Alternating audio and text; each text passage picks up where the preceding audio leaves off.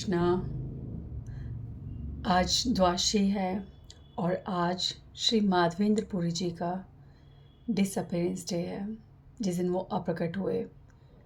माधवेंद्र पुरी जी के बारे में हमने पहले भी सुना है, पर स्वयं चैतन्य महाप्रभु माधवेंद्र पुरी जी के ऐसे गुणों का वर्णन कर रहे हैं जिसका हमें जानना बहुत ज़रूरी है। माधवेंद्र पुरी जी जो हैं वो माधवपुरी उनका ओरिजिनल नेम है, और वो माधवाचार्य संप्रदाय से हैं। और वो एक बहुत ही विख्यात सन्यासी हैं। चैतन्य महाप्रभु उनके थर्ड उनके वंशज आते हैं। चैतन्य महाप्रभु माधवेंद्र पुरी जी के डिसाइपल ईश्वरपुरी और ईश्वरपुरी जी के डिसाइपल चैतन्य महाप्रभु, तो थर्ड डिसिप्लिक सक्सेशन में थर्ड नंबर। और the process of worship in the disciplic succession of Madhvacharya was full of ritualistic ceremonies. Madhvacharya संप्रदाय में बहुत ज़्यादा स्ट्रिक्ट रिचुअल सेरेमनीज होती है। धर्म के व्यवहार को लेकर बहुत स्ट्रिक्टनेस होती है। और वहाँ पे श्री माधवेंद्र पुरी जी एक ऐसे अंकुर हैं जो चैतन्य महाप्रभु का, हम जो डिवोशनल ट्री हम पढ़ते हैं चैतन्य चरितामृत में, जैसे कृष्णदास कविराज जी बताते हैं कि एक ऐसा पेड़ जिसकी शाखाएं, पत्ते और इतना फैला हुआ पेड़ है जो आज तक फैले जा रहा है, वो भक्ति का पेड़।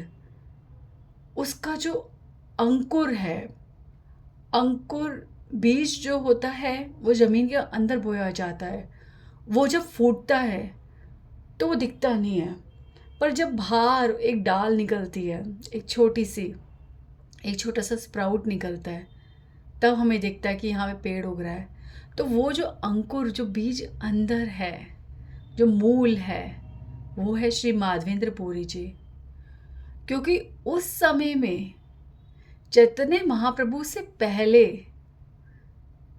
भगवान कृष्ण के लिए रोना, भगवान कृष्ण के लिए प्रेम, ये सब नहीं था। केवल ज्ञान, केवल धार्मिक आचरण, यही भक्ति की एक दृष्टिकोण था कि ये भक्ति है। पर भगवान के लिए प्रार्थनाएं, भगवान के लिए रोना, भगवान के लिए प्रेम भरी बातें, भगवान की कथा, ये सब, इन सब का पहला दृश्य जब देखने को मिला तो वो था माधवेंद्र पुरी जी का व्यवहार, उनका आचरण, उनका प्रेम दर्शन। तो माधवेंद्र पुरी जी वो अंकुर हैं। Shri Madhavendra Puri was the first person in the disciplic succession to exhibit the symptoms of love of Godhead. प्रेम भक्ति के सिम्टम्स क्या होते हैं वो श्री माधवेंद्र पुरी जी ने दर्शाए। तो उन्होंने ही सबसे पहले अपने अंतिम समय में भगवान कृष्ण के लिए कविता लिखी थी, और वो कविता याद कर करके श्री चैतन्य महाप्रभु सदैव कृष्ण प्रेम में प्रवाहित हो जाते थे। उनका फ्लो कहाँ पहुँच जाता था, कुछ अंदाज़ा नहीं रहता था उन्हें। वो अपनी सुध बुध खो बैठते थे। वो वर्ष था, आई दीन दयार्द्र नाथ। इसको आगे कंप्लीट करेंगे। तो मैं यहाँ पे आपको एक छोटा सा आपको इंट्रोडक्शन दिया है, पर माधवेंद्र पुरी जी के बारे में सबसे सुंदर वर्णन जो है वो चैतन्य महाप्रभु ने करा है, उसे ध्यान से सुनो। चैतन्य महाप्रभु जब वृंदावन की तरफ आते हैं, ठीक है, वृंदावन की तरफ आते हैं, तो सबसे पहले वो मथुरा के विश्राम घाट पहुंचते हैं। और मथुरा में जो केशव जी का मंदिर है, ठीक है, जो अभी भी हम देखते हैं यहाँ पे मथुरा में, उस मंदिर को, ठीक है, उस मंदिर में चैतन्य महाप्रभु बहुत नृत्य करते हैं, बहुत प्रेम उनके अंदर आता है और बहुत नृत्य करते हैं। और उनके नृत्य को देखकर एक ब्राह्मण आता है और उनके चरणों में दंडवत प्रणाम करता है। और फिर चैतन्य महाप्रभु के साथ उसी धुन में वो भी इतना हाथ ऊंचा करके ऊंची ऊंची जंप्स मारकर रोते हुए अश्रु प्रवाह करते हुए हरी बोल बहुत नृत्य करता है। और चैतन्य महाप्रभु और उसको देखकर सारे लोग हरी हरी हरी बोल कर रहे हैं। ये बहुत आनंद का माहौल था। जब सब कुछ थम जाता है, जो पुजारी जी हैं चैतन्य महाप्रभु को भगवान की प्रसादी माला देते हैं, तब चैतन्य महाप्रभु जब शांत हो जाते हैं तो उन ब्राह्मण को जो उनके साथ नृत्य कर रहे थे उनको साइड में लेके जाते हैं और कहते हैं कि आप बहुत वृद्ध ब्राह्मण हैं और आप बहुत सिंसियर दिखते हैं। आपको देख के लगता है कि आपने जीवन में भक्ति में बहुत कुछ पाया है। क्या मैं आपसे ये जान सकता हूँ कि आपको ये दिव्य प्रेम, ये दिव्य आनंद का अनुभव कैसे हो रहा है, किसके कारण हो रहा है, किसकी कृपा से हो रहा है? तो विप्र कहे श्रीपाद श्री माधवेंद्र पुरी, भ्रमिते भ्रमिते आइला मथुरा नगरी। तो उन्होंने कहा कि एक बार मथुरा नगरी में भ्रमण करते करते श्री माधवेंद्र पुरी यहाँ पर आए थे, तो मैंने उनका दर्शन किया। मैंने उनका दर्शन किया और उनसे याचना की कि मुझे सेवा का अवसर दे। तो वो मेरे घर आए और मैंने उनके लिए प्रसाद बनाया, भोजन बनाया, प्रसाद भोग लगाया और वो प्रसाद उनको अर्पण करा और उन्होंने उससे बहुत आनंद से पाया। और जब उन्होंने गोवर्धन में जब गोपाल जो वहाँ विग्रह हैं उनको स्थापित किया, तो उन्होंने फिर गोपाल जी को स्थापित किया। तो गोपाल जी यहाँ पे एक छोटा सा एक इंडिकेशन देती हूँ जिससे आप समझ जाओगे कि माधवेंद्र पुरी जी कौन है।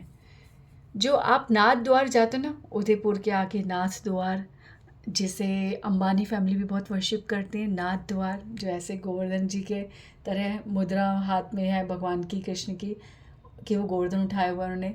नाथ द्वार में जो श्रीनाथ जी है, जो आप बहुत से शोरूम्स में आप देखोगे श्रीनाथ जी की फ़ोटो लगी होती है, वो नाथ द्वार वाले श्रीनाथ जी जो हैं वो हमारे श्री माधवेंद्र पुरी जी के गोपाल हैं, जो बाद में श्रीनाथ पहुँचे। जब औरंगज़ेब ने आक्रमण किया था तो भक्तों ने गोवर्धन जी से उनको ले जाकर मेवाड़ ले गए थे और फिर वो नाथ द्वार में बसे और वहाँ श्रीनाथ कहलाए।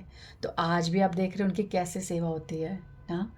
तो वही श्रीनाथ जी जो हैं वो श्री माधवेंद्र पुरी जी के गोपाल हैं। तो ये जब माधवेंद्र पुरी जी के वर्णन जैसे ही उस ब्राह्मण ने बताया तो चैतन्य महाप्रभु इतना प्रसन्न हुए और तुरंत उनके चरणों में दंडवत प्रणाम किया। वो ब्राह्मण डर गया कि आप सन्यासी, आप मेरे चरणों में प्रणाम कर रहे हैं, ये आप क्या कर रहे हैं? तो उन्होंने कहा कि मेरे श्री माधवेंद्र पुरी जी ने आपको स्वीकार किया, आपको अपना शिष्य बनाया, आपके घर भोजन किया, आप पूजनीय है मेरे लिए, तो इसलिए मुझे दंडवत प्रणाम करने दीजिए। पर वो कह रहे नहीं नहीं नहीं, आप ये अपराध कर रहे हैं। मैं एक छोटा सा तुच्छ ब्राह्मण हूँ, आप सन्यासी हैं, आप इस तरह से ना कीजिए। फिर वो ब्राह्मण कहता है, वो बहुत डर जाता है, फिर वो कहता है what do you speak, why do you speak like this, आप सन्यासी इस तरह से बातें मत कीजिए। मैं समझ गया था जब मैंने आपका प्रेम देखा, आप जिस तरह से अश्रु प्रवाह कर रहे थे, जब प्रेम से आप नाच रहे थे, तब मैं समझ गया था कि अवश्य ही आपका श्री माधवेंद्र पुरी जी से कोई ना कोई नाता तो है। क्योंकि ये प्रेम जो है, ये प्रेम भगवान के लिए प्रेम का दर्शन, ये कोई साधारण बात नहीं है। आप ये सोचो, ज़रा उस वृद्ध ब्राह्मण के नज़रिए से सोचो कि वो इतने वृद्ध ब्राह्मण, उन्होंने अपने जीवन काल सदैव भक्ति की है और उन्होंने माधवेंद्र पुरी जी को ऐसे सिम्टम्स उन्हें माधवेंद्र पुरी जी में देखे थे। उसके बाद आज वो चैतन्य महाप्रभु में वो देख रहे हैं और वो कह रहे हैं, उन्होंने सीधा चैतन्य महाप्रभु को श्री माधवेंद्र पुरी से रिलेट करा। यानी कि उनके जीवन काल में उन्होंने किसी और का दर्शन ही नहीं करा ऐसा कि जो भगवान के लिए रोता हो। मथुरा नगरी में आज भी बड़े से बड़े ब्राह्मण, बड़े से बड़े भक्त, बड़े से बड़े ऋषि मुनि दर्शन के लिए आते हैं। तो यानी कि उस समय तो हर कोई जब कलकत्ता, उड़ीसा कहीं से भी आता तो सबसे पहले मथुरा में विश्राम घाट पे ही विश्राम किया जाता था। पहला यमुना जी का स्नान वहीं किया जाता था। तो आप सोचो कि कितने कितने भक्तों के, कितने कितने बड़े बड़े संतों के दर्शन उस ब्राह्मण ने किए होंगे। पर जब उन्होंने चैतन्य महाप्रभु में प्रेम देखा तो उन्होंने श्री माधवेंद्र पुरी जी का ही संबंध जाना, किसी और से ही चैतन्य महाप्रभु को कनेक्ट नहीं करा। सीधा उन्होंने ये बोला कि मैं समझ गया था कि आपका संबंध श्री माधवेंद्र पुरी से है।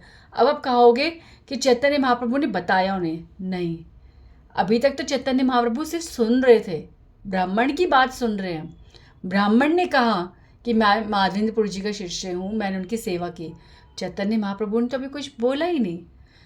पर जब अब वो कह रहे हैं कि मैं आपके प्रेम देखकर मैं जान गया कि आपका संबंध श्री माधवेंद्र पुरी से अवश्य होगा, तब जो बलभद्र भट्टाचार्य हैं, जो चैतन्य महाप्रभु की सेवा में हैं, उनके साथ है इस यात्रा में, तब उन्होंने बताया कि श्री माधवेंद्र पुरी जी के जो शिष्य हैं ईश्वर पुरी, वो श्री चैतन्य महाप्रभु के गुरु हैं।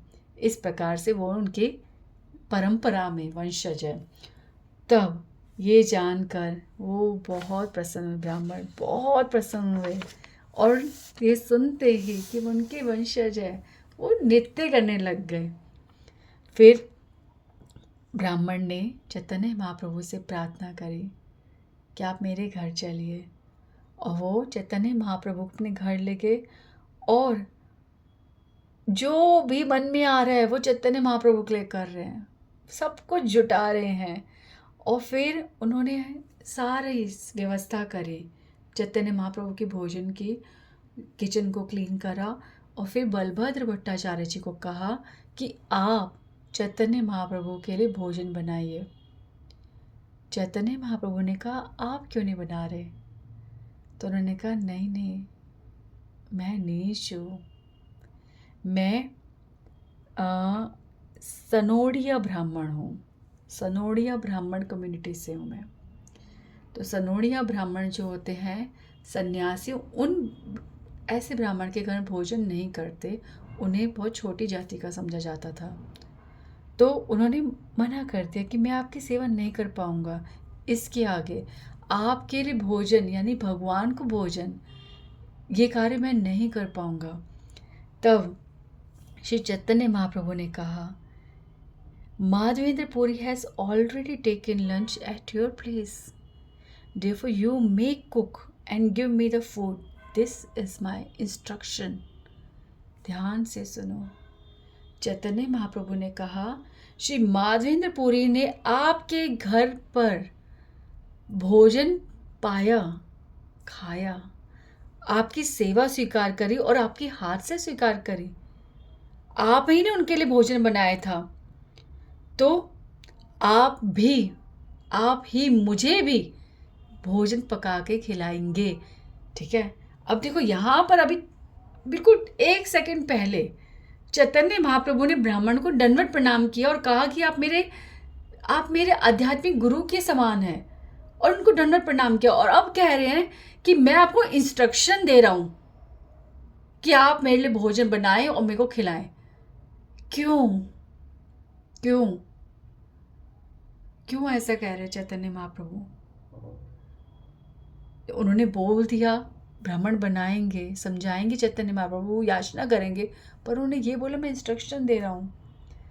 क्योंकि चैतन्य महाप्रभु कह रहे हैं एक क्षण भी विलंब मत कीजिए, एक क्षण भी विलंब मत कीजिए। जब आप ऐसे महान साधु से जब आप जुड़े हैं, ऐसे महान साधु का जब आपने संग किया है, तो आप अपने आप को अपवित्र छोटी जाति का कैसे कह सकते हैं? ये संभव नहीं है, ये संभव नहीं है। इसलिए चैतन्य महाप्रभु बिना कोई कंट्रोवर्सी में जाए, बिना कोई विवाद, कोई तर्क, कोई समझाना, कुछ नहीं, सीधा स्वीकार, इधर से भी और उधर से भी, खुद भी स्वीकार करना और ब्राह्मण को भी तत्क्षण स्वीकार कराने के लिए, विवश करने के लिए उन्होंने बोला, दिस इज माई इंस्ट्रक्शन, ये मेरा आदेश है कि आप भोजन बनाओगे और मुझे खिलाओगे।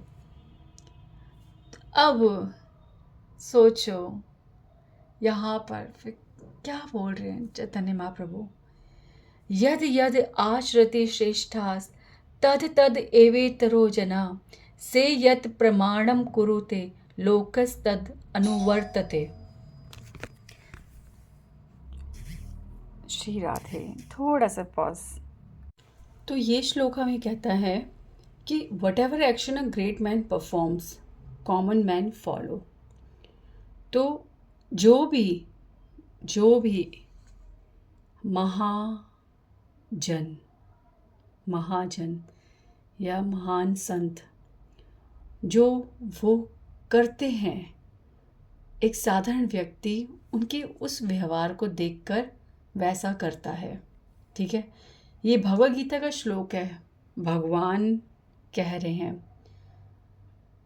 भगवद गीता मतलब कि एक मनुष्य को जो करना चाहिए वो भगवद गीता में लिखा है। अब भगवान यहाँ कह रहे हैं कि एक महाजन, एक भक्त, एक संत जो करता है, साधारण व्यक्ति समझते नहीं हैं, पर वो जो करते हैं उसे देखकर करते हैं। तो यहाँ पर ना एक बहुत बड़ा एक टॉपिक आ जाता है, एक बहुत बड़ा क्वेश्चन, कि एक साधारण व्यक्ति एक महाजन को देखकर वो जो करता है वो करता है। यानी कि क्या ऐसा रह गया है कि जो व्यक्ति, जो एक महान व्यक्ति, जो एक संत है, ठीक है, वो जो करता है, साधारण व्यक्ति सिर्फ वो उसे देख कर, अरे ये सुबह उठता है, ये भगवान के प्रति कितना समर्पित है, ये पूजा करता है, ये पाठ करता है, ये सबसे प्रेम से बात करता है, इसे क्रोध नहीं आता, ये सदैव हमेशा भक्ति की बात करता है, ये भक्ति में लगा रहता है। ऐसी ऐसी चीज़ देखकर वो समझेगा नहीं वो क्या करता है, उसके साथ ऐसा क्यों होता है, या वो किस कारण से उसके द्वारा ऐसा ही व्यवहार होता है। वो ये सब नहीं समझेगा, वो ये समझेगा कि ये ऐसा करता है तो हमें ऐसा करना चाहिए। ये संत इसलिए क्योंकि ये ऐसा व्यवहार करते हैं, इसलिए हमें भी ऐसा करना चाहिए। ठीक है, एक साधारण व्यक्ति की सोच ये होती है, पर हम साधारण तो रह ही नहीं गए, वी आर एक्स्ट्रा ऑर्डिनरी, हम कॉमन थोड़ा है अब, है ना, और हमें किसको फॉलो करने की ज़रूरत ही नहीं है, पहला। ठीक है, दूसरा, अगर हम कह भी ले कि हाँ जी हम भी महाजन लोगों को देखकर ही कार्य करते हैं, तो अब यहाँ पे दूसरा क्वेश्चन आ जाता है कि कौन है महाजन। आपने बोल दिया हम अभी करते हैं, हमें भी करना चाहिए। साधारण लोग जो हैं वो केवल आचरण देखते हैं एक महान व्यक्ति का और उसे वैसे ही करते हैं, पर ये कौन है महाजन, कौन है ये महाजन, कैसे पहचाना जाए महाजन। कभी कभी हम शास्त्रों की बात तो मानते हैं, पर जो स्वयं भगवान और महाजन करते हैं ना, उस पर विश्वास नहीं करते।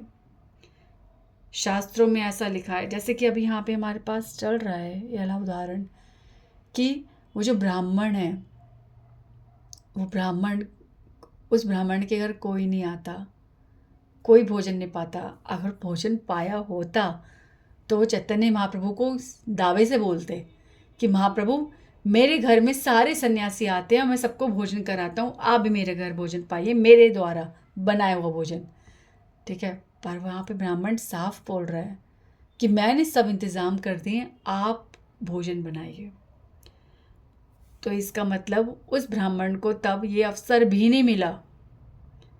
यानी कि जो सन्यासी जो धर्म का पालन करते हैं वो धर्म का तो पालन कर रहे हैं, पर महाजन वो होता है जो धर्म को, जो धर्म, मैं धर्म वर्ड नहीं बोलूँगी।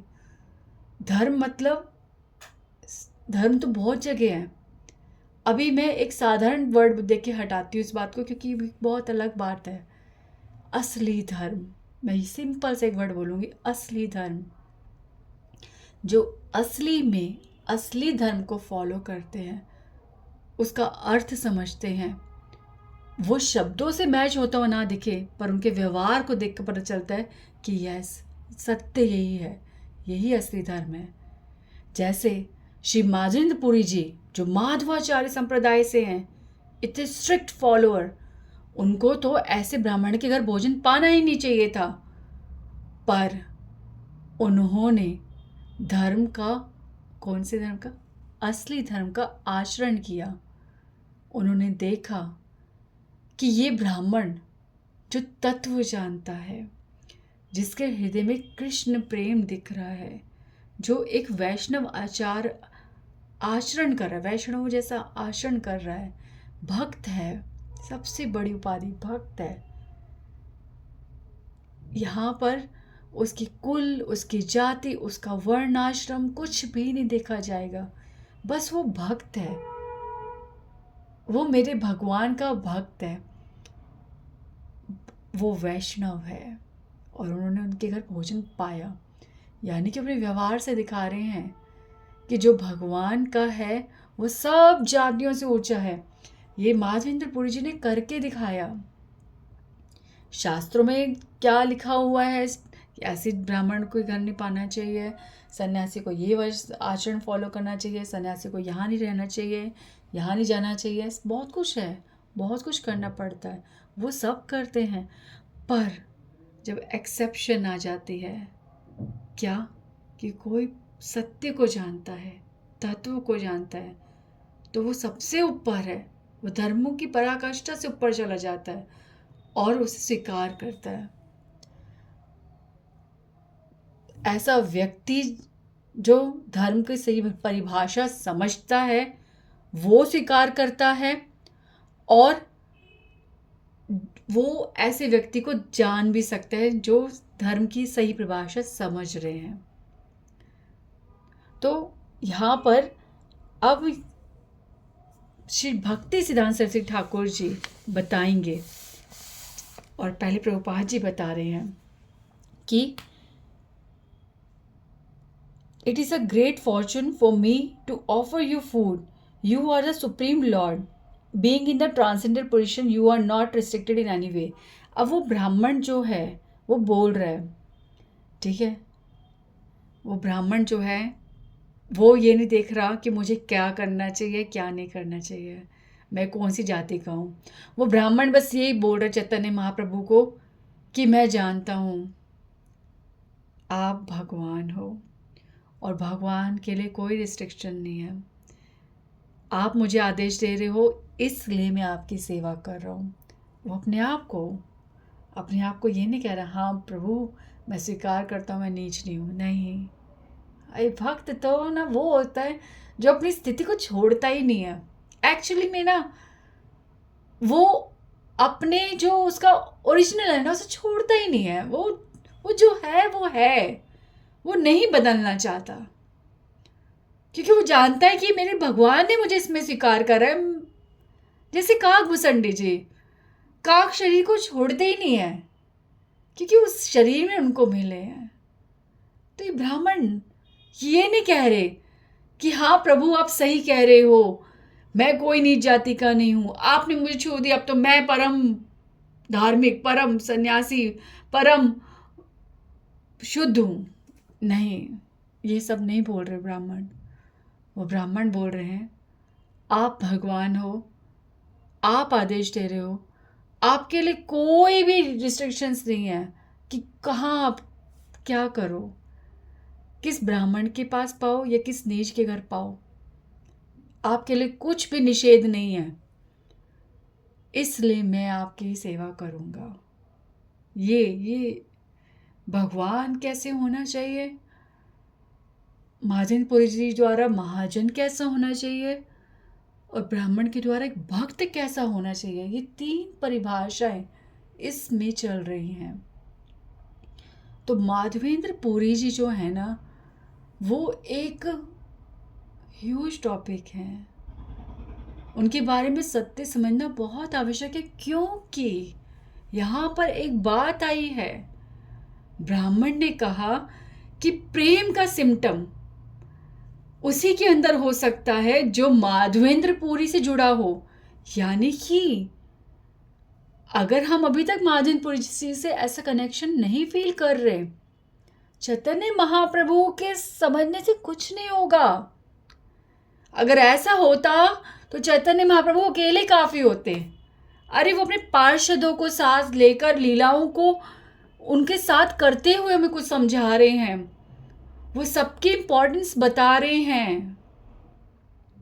अकेले से नहीं होगा। अभी चैतन्य भागवत में हम आए हैं, आप बताओ कि अभी संकीर्तन आरंभ हुआ कहाँ है? पहले नित्यानंद प्रभु को बुला रहे हैं, फिर अद्वैत आचार्य को बुला रहे हैं। स्वयं भी तो आरंभ कर सकते हैं। क्यों अभी श्रीवास ठाकुर के घर के अंदर बैठ के कीर्तन कर रहे हैं? संकीर्तन आरंभ क्यों नहीं हुआ? अभी देखो आप उसमें क्या क्या कारण और निकलेंगे। भगवान के लिए क्या संभव नहीं है। पर फिर भी भक्ति जो है ना, भक्ति भक्तों के साम्राज्य है, और वो साम्राज्य में जाकर ही मिलेगी। आप बाहर से आप कहो स्विट्ज़रलैंड बहुत सुंदर है, बहुत सुंदर है, सुन लो, फोटो भी देख लो, पर जब तक खुद अंदर नहीं जाओगे कैसे कहोगे हाँ वो सुंदर है? तो भगवान भक्तों को साथ लेकर लीलाएं कर रहे हैं।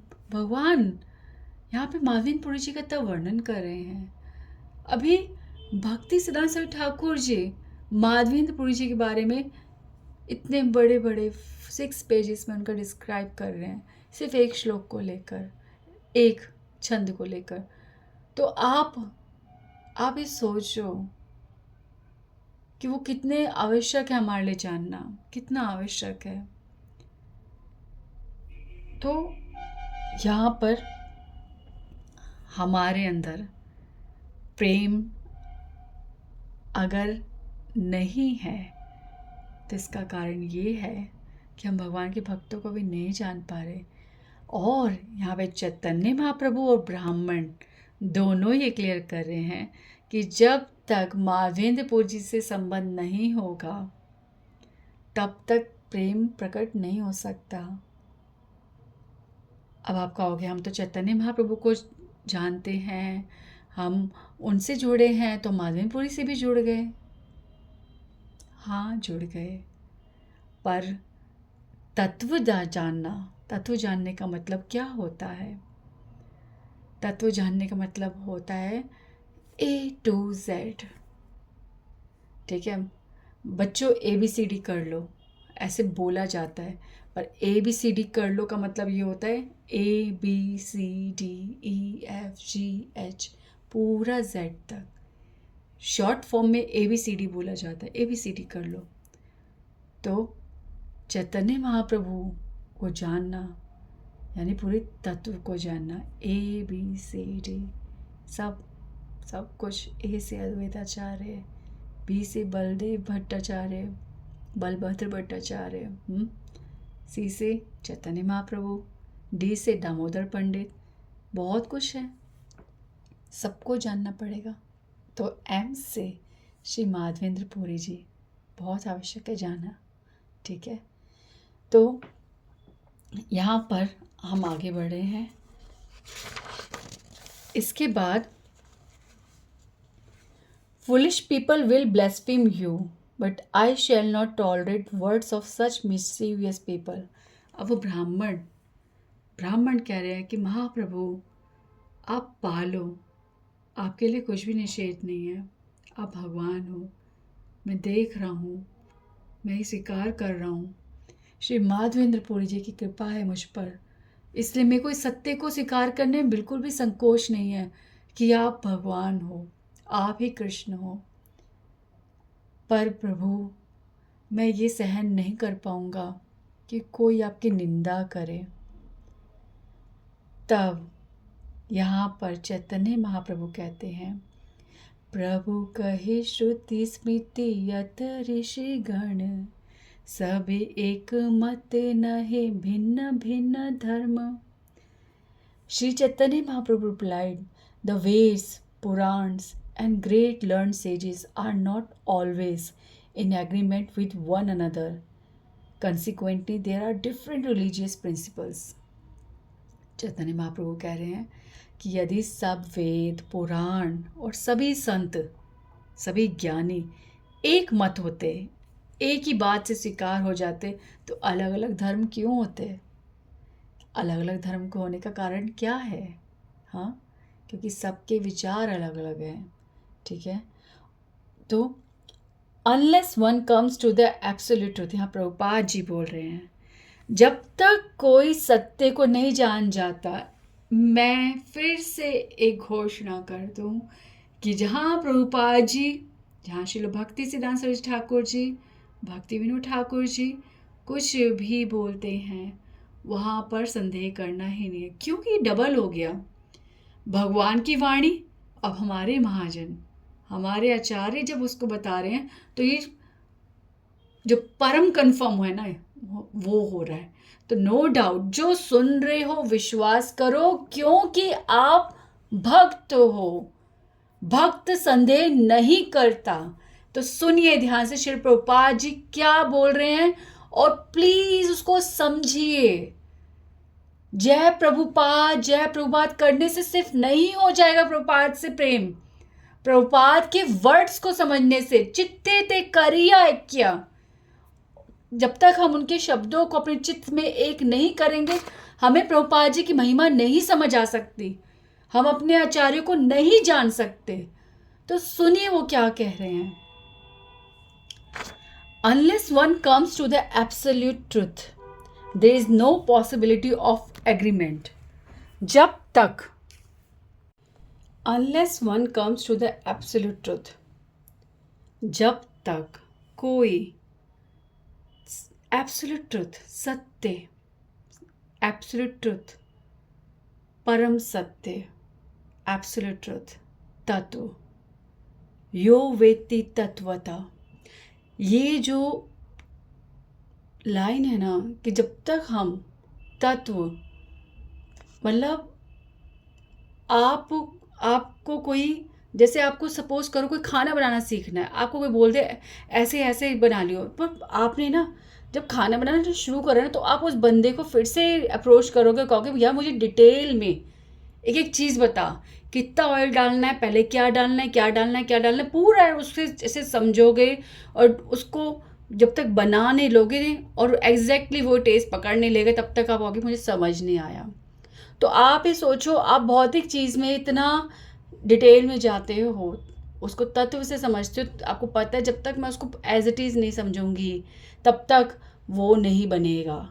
तो यहाँ पर श्री प्रभुपाद जी और भगवान स्वयं यही तो कह रहे हैं कि जब तक भगवान को भी हम तत्व में नहीं जान लेते, तब तक उनका एक्चुअल स्वाद कैसे पता चलेगा, कैसे पता चलेगा भगवान है।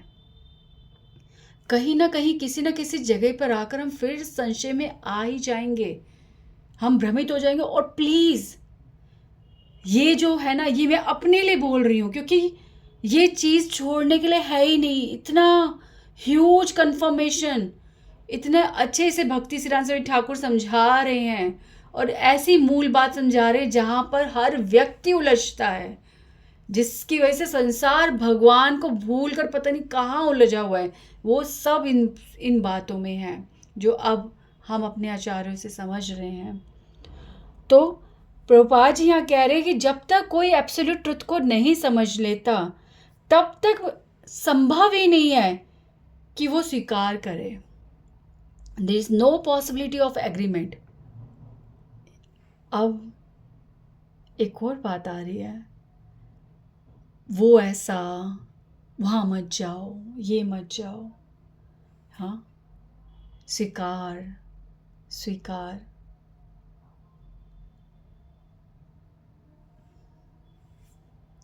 मौन हो जाते हैं इस बात पे आकर ना, कि हम कुछ स्वीकार ही नहीं कर पाते हैं। भगवान सिर्फ हमारे पास है, भगवान कहीं और नहीं है। भगवान भगवान सिर्फ उसके पास है जो पूरा भगवान का भक्त दिखता है। कोई साधारण दिखता हो और कुछ बोल जाए ज्ञान की बात, तो भगवान का भक्त नहीं है। एक साधारण से व्यक्ति की बात नहीं सुनी जाएगी, क्योंकि भगवान का भक्त नहीं दिखता। हर चीज़ में ना ये जो है ना, ये जो हम कह रहे हैं कि महाजन, हम आचरण फॉलो करते हैं, कॉपी करते हैं, ठीक है, तो यहाँ पे ना इमिटेशन को ही सब कुछ मान लिया है। समझते जाओ, मैं कुछ नहीं बोलूँगी, मेरे को वैसे चुप ही रहना चाहिए, क्योंकि अब प्रभुपाद जी बोल रहे, इतना सारा बोल रहे, तो मैं बोलूँगी तो कैसे चलेगा। तो यहाँ पर आती बात कि नासा ऋषि यस्य मतम ना भिन्नम, कि जब तक कोई संत, ठीक है, कोई भी संत दूसरे संत से कुछ अलग बात ना कहे, ठीक है, तब तक वो एग्जॉल्टेड, वो उच्च माना ही नहीं जाता, ठीक है। तो यहाँ पर ये जो बात है ना कि वो उच्च नहीं माना जाता, यहाँ पे ये बात नहीं है कि उस अगर मैं यहाँ पर बोल रही हूँ, ठीक है, अगर मैं यहाँ पर बोल रही हूँ कि जैसे प्रभुपाद जी यहाँ बोल रहे हैं, सपोज करो प्रभुपाद जी बोल रहे हैं कोई भी बात, और मैं कहूँ, मैं कुछ अपना विचार बोल रही हूँ, तो यहाँ पर अगर मेरी बात से ये लगता है मैं प्रभुपाद जी को नकार रही हूँ या उनकी बात का उल्लंघन करके अपनी बात रख रही हूँ, तो ये अस्वीकार है, ठीक है।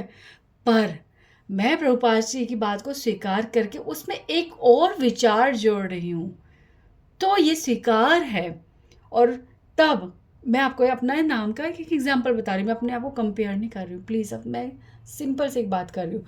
तो यहाँ पर बोला है कि उच्च एग्जॉल्टेड उसे माना जाता है संत को जो दूसरों से अलग विचार कहे, ठीक है। यहाँ पर एक गुरु शिष्य के संबंध में भी आता है कि गुरु बहुत प्रसन्न होता है जब शिष्य उनसे आगे निकलता है। तो शिष्य आगे जब निकला तो गुरु को स्वीकार करके ही निकला है और उसमें और ऐड कर दिया, ठीक है। रामायण में एक ऋषि आते हैं जो अपने गुरु को राम जी का दर्शन कराते हैं और गुरु बहुत प्रसन्न होते हैं कि मेरा शिष्य मुझसे आगे गया, ठीक है। तो अब डिटेल में जाऊंगी, ठीक है। तो मैं आपको इससे बता रही हूँ, ये एग्जाम्पल्स बता रही हूँ। तो स्वीकार करने के बाद एक विचार आना, ठीक है, एक और विचार आना। इसका एक और सुंदर सा उदाहरण दूंगी कि हम जैसे छोटे बच्चे को जब पहाड़ी याद कराते हैं, बेटा 2 1 2, 2 2 2, 2 2 4, 2 3 6, ठीक है, बच्चे को याद दिलाने के लिए। उसके बाद बच्चा बोलता है हाँ मम्मा आगे 2 4 8, 2 5 10, उसका चल जाता टेबल। या फिर बच्चे को गिनती सिखाई जाती है तो बच्चे को याद नहीं आता, बेटे गिनती बोलो, बेटा अंकल को काउंटिंग सुनाओ, बोला जाता है। बाबा बच्चा नहीं बोल रहा, बोलो 1 2, फिर माँ चुप, फिर बच्चा बोलता है 3 4 5 6, आगे पकड़ लेता है ना। तो अब बच्चा जो शुरू हुआ, पहले को स्वीकार करा, समझा, तो ही तो आगे बढ़ा ना। तो इस संतों की बात ऐसी होती है कि वो कुछ अलग बोलते हैं, इसका मतलब ये नहीं उसे अस्वीकार कर रहे हैं, ठीक है। तो ये तो है स्वीकार की बात, पर अस्वीकार क्या होता है कि वो दूसरे को एग्री करता ही नहीं है, ये अस्वीकार है। और ये अगर कोई करता है तो वो संत नहीं है, नहीं है। मैं तब कह रही हूँ जब वो किसी एक संत की ही बात को अस्वीकार कर रहा है, ठीक है। तो ये बहुत बड़े बड़े मैटर्स हैं, बहुत बड़े बड़े मैटर्स हैं। ये एक संकेत है बस, ठीक है। तो दूर की बात है, हमारे लिए, साधारण लोगों के लिए बात नहीं है ये। तो आगे चलते हैं। प्रभुपाद जी कहते हैं कि on the material platform there is no possibility of agreement, therefore there are different kinds of religious systems. तो आज धर्म इसीलिए अलग हैं क्योंकि सब एक दूसरे को स्वीकार ही नहीं कर रहे हैं, ठीक है। प्रभुपाद जी बोल रहे हैं, बट अब प्रभुपाद जी घोषणा कर रहे हैं, एब्सोल्यूट ट्रुथ इज वन, तत्व एक है, भगवान एक है, परम सत्य एक है। And when one is situated in the absolute truth, जब कोई व्यक्ति उस सत्य को जान जाता है then there is no disagreement, तब तो कहीं अस्वीकार रहता ही नहीं है। ये स्वभाव है यार, स्वभाव है, ये स्वभाव है। मैंने तो संतों में ही देखा है कि जो परम सत्य को जानता है ना, ऐसा लगता है वो हर बात को स्वीकार कर रहा है, वो अपने निंदक को भी स्वीकार करता है। आप यहाँ पे कोई बोल सकता है, कोई गलत बात बोल रहा है, उसे कैसे स्वीकार कर ली? अरे बाबा, हर बात में से भगवान दिखता है। ये तो मैं साधारण ही बात कर रही हूँ, बड़ी बड़ी जगह पे, छोटी छोटी जगह पे, मिडिल जगह पे, हर जगह से भगवान ही भगवान दिखता है। उसको सिर्फ स्वीकार करना ही आता है। संत तो है ही वही, वो सबको अपनाता है। मुंह से शंकर निकल रहे हैं, ये शंकर सबको। गुरु गोविंद महाराज जी कहते हैं जो चीज डिस्कार्डेड है ना, वो शिव जी स्वीकार करते हैं।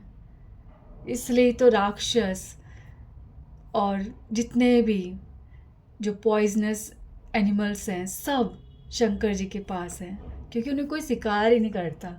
तो सबसे बड़े संत शंकर जी। तो सॉरी, तो on that absolute platform the supreme personality of Godhead is worshipable.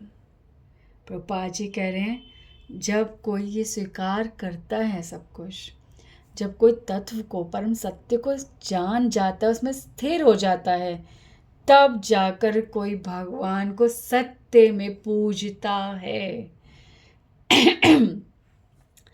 अब यहाँ पे प्रभुपाद जी तो प्रभुपाद जी हैं, तो अब प्रूफ करेंगे अपनी बात को। वो भगवद गीता का श्लोक सुना रहे हैं, 18वें अध्याय से 55वां श्लोक। ठीक है। भक्त्या माम अभिजानते यावान यश्चास्मि तत्वता। बार बार तत्व शब्द आ रहा है। On the absolute platform, the worshipable deity is one. The process of worship is also one, and this is called the bhakti. This process is called bhakti. ठीक है। एब्सोल्यूट प्लेटफॉर्म एक है, वर्शिपेबल डीटी एक है, भगवान एक है। ठीक है। और यही जो जान लेता है वही भक्ति कर रहा है। सो प्रभुपाद जी यहाँ पे कहते हैं there are many different religions throughout the world because they are not all on the absolute platform of devotional service. धर्म अलग अलग क्यों है? क्यों इतने सारे धर्म हैं? क्योंकि सब एक सत्य को नहीं जान रहे। सत्य तो एक है ना। आप गुरु नानक देव जी की बात करो, आप तुलसीदास जी की बात करो, आप किसकी, तुकाराम जी की बात करो। ठीक है। आप हमारे सारी गुरु परंपरा की बात करो। ठीक है। आप महाराष्ट्र में ज्ञानदेव जी की बात करो, पुंडरिक जी की बात करो, और कहीं भी चलो। ठीक है। अगर आप इन सबको देखोगे, ठीक है, कहीं भी आप चलो, कहीं अगर आप इन सब की बातों को सुनोगे, इनके द्वारा लिखित पढ़ोगे, तब आपको समझ आएगा कि तो एक ही बात कर रहे हैं। ठीक है। तो अगर कोई रियली राइट सत्य में सब आचार्यों के फॉलोअर्स हैं सत्य में, तो वो समझ जाएंगे कि मैं जहाँ जा रहा हूँ वो एक ही सत्य, वो एक ही भगवान के दर्शन मुझे हो रहे हैं, कहीं अलग है ही नहीं। तो धर्म तो अब अलग अलग हो रहे हैं। अब ये जो कलयुग का प्रभाव है ना, ये अब हो रहे हैं, अब हो रहे हैं। तो यहाँ पे एक और बात बोलूँगी, प्रभुपाद जी इतनी बातें कहाँ से बताते हैं? प्रभुपाद जी बाइबल को पढ़कर क्रिश्चियंस को बता रहे कि भगवान कृष्ण यहाँ पर हैं। जीसस की ये बात प्रूफ करती है भगवद गीता की बात को। प्रभुपाद जी ने पढ़ा है ना। स्वीकार, ठीक है, स्वीकार। वो हर जगह दर्शन करता है, संत हर जगह दर्शन करता है। प्रभुपाद जी ने कौन सी चीज़ नहीं पढ़ी है? हाँ, उन्होंने तो मायावादी भाष्य भी सब पढ़े हैं, सब कुछ पढ़ा है। हाँ, पर हमें सतर्क करा है। ठीक है, हम नहीं समझ सकते, पर मैं आपको एक चीज़ बता रही हूँ कि धर्म, प्रभुपाद जी यहाँ बोल रहे हैं कि जो डिफरेंट डिफरेंट रिलीजियंस हैं आज समाज इस विश्व में, ठीक है, ये सिर्फ इसलिए हैं क्योंकि सब तत्व को नहीं जान रहे हैं, इसलिए सबके अलग अलग धर्म हैं। और इसी कारण से भगवान भगवत गीता में कह रहे हैं सर्वधर्मान परित्यज्य मामेकम शरणम व्रजा। क्यों भगवान ने कहा कि सब धर्मों का परित्याग कर दो? हाँ, क्योंकि भगवान को पता है मनुष्य की यही स्थिति है कि जब वो भक्ति की तरफ बढ़ेगा तो पहले उसको अनेकों धर्म दिखेंगे। तो धर्म को नहीं, हमें सत्य को पाना है, हमें सत्य की साधना करनी है, सत्य की भक्ति करनी है। सत्य एक है, एक ओमकार सत्य नाम कर्ता पूरक, ठीक है, गुरु नानक देव जी भी कहते हैं। तो अब ओम क्या है, ओमकार क्या है, ये भगवद गीता पढ़ो, 10वां अध्याय शुरू करो, समझ में आ जाएगा। तो सर्वधर्मान परित्यज्य, प्रभा जी कह रहे हैं। तो द वर्ड एकम means one, Krishna on this platform, there are no different religious systems. तो जब हम भगवान कृष्ण को स्वीकार करते हैं तब सत्य दिखता है, तब कोई डिफरेंट डिफरेंट रिलीजियस सिस्टम नहीं दिखता, एक ही धर्म, एक ही सत्य समझ आता है, ठीक है। तो the genuine religious system is that which enables one two become a lover of the supreme personality of godhead. सत्य धर्म वही है जो आपको इस योग्य बना दे कि आपको भगवान से प्रेम हो जाए, वो धर्म है, ठीक है, वो धर्म है। और भागवतम का भी यहाँ पे बताया गया है, ठीक है, सावे पुंसाम परो धर्मो यतो भक्ति अधोक्षजे अहेतु की अप्रतिहता ययात्मा सुप्रसिद्धति, ठीक है। The supreme occupation dharma for all humanity is that by which man can attain to loving devotional service. असली में धर्म वो है जिससे व्यक्ति भगवान के लिए डिवोशन सर्विस नहीं, लविंग डिवोशनल सर्विस, प्रेममय सेवा प्राप्त करता है। सच devotional service must be unmotivated and uninterrupted in order to completely satisfy the self, ठीक है। ये भगवान, ये हमारे जो श्रीमद् भागवतम का घोषणा है कि ऐसा प्रेम, ऐसी भक्ति अनमोटिवेटेड, कोई भी इसके पीछे कारण, कोई स्वार्थ नहीं होना चाहिए, और अनइंटरप्टेड, ये ऐसा प्रेम रुकता कहाँ है, भक्ति रुकती कहाँ है? जिसको लग जाए तो रुके कैसे? तो जो रुके ना तो समझो भक्ति है, जिसमें कोई भी इच्छा ना आ रही हो, केवल प्रेम, भगवान की भक्ति ही चाहिए, तो वो भक्ति है।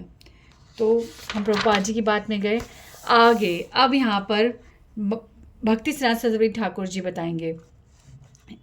यहाँ पे पहले चैतन्य महाप्रभु क्या बोल रहे हैं, a devotee's behaviour establishes a true purpose of religious principles.